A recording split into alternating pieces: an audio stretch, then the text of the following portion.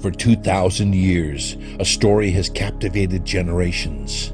A star, a light in the heavens, appearing at the moment of a child's birth. Only one ancient source describes it, the Gospel of Matthew. Yet that single account launched centuries of searching. Was this star real or purely symbolic? Matthew tells us wise men, magi from the east, saw a new star rise. They followed it, believing it foretold the birth of a king in Judea. But the details are sparse. No shape, no color, no explanation. Just a star that guided them and stood over the very place where Jesus lay. That extraordinary motion has fueled debate. Stars do not halt over houses, or do they? Tonight, we investigate. Was the Star of Bethlehem a miracle or a rare cosmic event that ancient astronomers interpreted as divine? First, we meet the Magi, learned scholars of the ancient world, not figures of fantasy. Balthazar, king of Arabia, brought myrrh. Melchior, king of Persia, brought gold. Caspar, king of India, brought frankincense. They practiced astrology, believing that the movements of the heavens reflect events on earth. If anything unusual happened in the sky, the Magi would notice it and interpret it. The years 7 to 4 BC, the likely birth window, were filled with political tension under King Herod and the city of Rome. A new celestial sign promising a king could ignite hope or fear. Our first theory, a comet, dramatic, bright, unmistakable, a traveler with a glittering tail.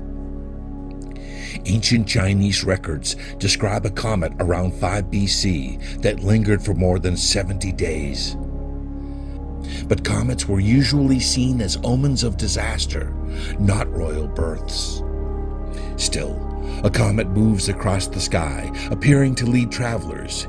Meaning is in the eye of the observer. Next, a supernova, the explosive death of a distant star, a sudden new light outshining all others. Yes, Chinese astronomers recorded a guest star in 5 BC that shone for months. Yet no Roman or Middle Eastern sources mention it. If it was visible, why the silence? A related idea, a nova, smaller than a supernova, but still bright and mysterious. But novas appear fixed in the sky, making their guiding behavior harder to explain. We turn to a leading theory, a planetary conjunction, planets appearing close together like a single point. In 7 BC, Jupiter and Saturn aligned 3 times in Pisces, rare and symbolic. Jupiter meant kingship, Saturn linked to the Jewish people, Pisces connected with Judea. To Babylonian astrologers, this meant only one thing: a king had arisen in Judea. The timing fits the historical estimates of the birth of Jesus. 1 year later, in 6 BC, Mars joined Jupiter and Saturn in another striking display. But planetary conjunctions don't point to towns. How could planets stand over Bethlehem? Enter retrograde motion. Planets appear to stop and reverse briefly from Earth's perspective. When Jupiter paused near Virgo, the mother constellation, the Magi may have declared, "The king is here." Bethlehem stood just ahead, a celestial sign decoded by experts. Another twist, Jupiter's close approach to Regulus, the little king, in a crown-like loop. 3 passes between 3 and 2 BC could signify a royal coronation in the sky. If the Magi were focused on Jupiter, its dance with Regulus would have commanded attention. Other theories look to asteroids, bright objects passing unusually near Earth. but ancient sky records show no such object at that time. And asteroids rarely pause or reverse, as described in Scripture. Some suggest atmospheric distortion, light refracted into strange behavior. Yet no evidence points to that specific event.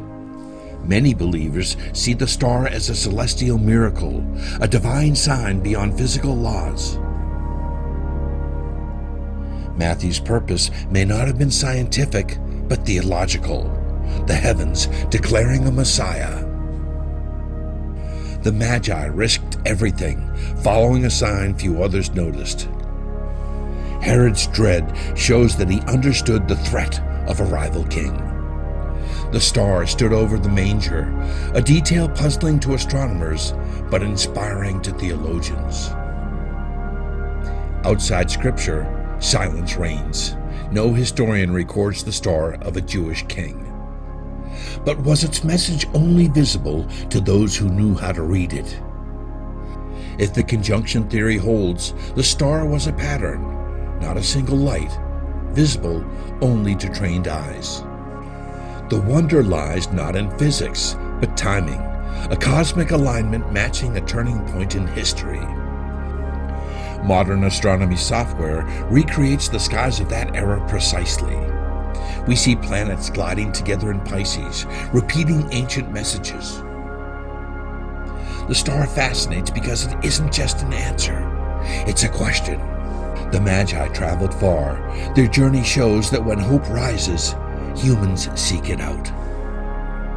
Whether guided by a comet, a nova, or a miracle, they followed a sign promising joy. Artists have long painted the star as a blazing torch, eternal wonder in the night. Scholars debate, telescopes search. The star remains just beyond certainty. Perhaps its purpose was never meant to be explained. For believers, the star is God's announcement, light defeating darkness. For astronomers, a puzzle waiting for a breakthrough. For historians, insight into minds who saw meaning in the heavens. Our December lights echo that first beacon. We reenact the journey. We look up, we wonder. In that moment, we share expectation with the Magi. Some mysteries endure because they guide us toward hope. Was it a comet, a conjunction, a miracle? One star, one story, endless fascination. The mystery endures because the light that star proclaimed still shines.